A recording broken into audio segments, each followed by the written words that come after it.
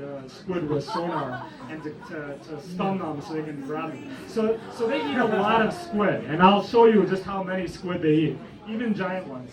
And so we get a kind of a census of how many of these squid are down there and how big they are from whale stomachs.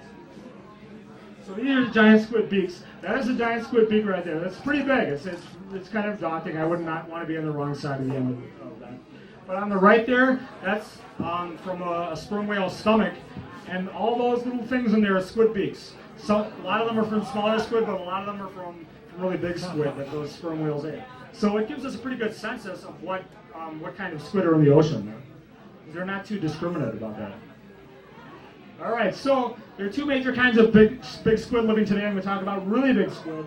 There's a giant squid. What is usually called a giant squid is Architeuthis. Now this is what people usually thought of as the biggest squid in the world. Just a couple of things. Some people mention calamari. They're not good calamari because they have a lot of ammonia that helps them float in the water. That makes them, actually there are some biologists who tried eating them. They don't taste that good from what I hear. I'm a vegetarian, so I don't know. But and they have 3 hearts. That's actually something that all squid have. If you want to know more about that, I'll talk about that after. But I'll move on in the interest of time. That thing in the lower left is baby giant squid. Those are the eggs. So they start off really tiny, just like a lot of mollusks. So that's kind of interesting about how they can grow so big. I'll talk about that in a second. The other really big squid is even bigger. So the biggest squid in the world, the biggest invertebrate in the world is not the giant squid. It's actually this other thing. It's called colossal squid. It's another genus. And this is a common name they just came up with when they actually started catching adults. And so that thing on the left and the lower right and the lower left, the thing on the left is a true giant squid. It's Architeuthis.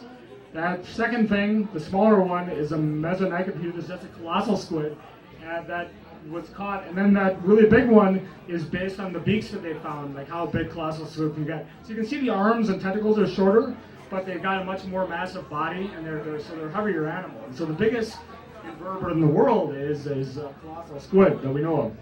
Now, that thing on the bottom there, it's called a paralarva. That's like a baby. So they're kind of cute, I think. But that's what they arise from. And then on the top, you've got the beaks side by side. So the beaks are kind of a good indicator of the size of the body. And the one on the right is the giant squid. The one on the left is a colossal squid. So they're even bigger. All right.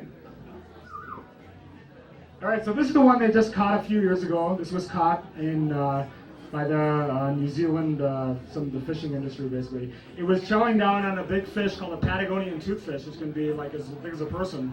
And it wouldn't let go. So they said, well, heck with it, we're just going to take it in. And they brought it in, they froze it. And these are the measurements.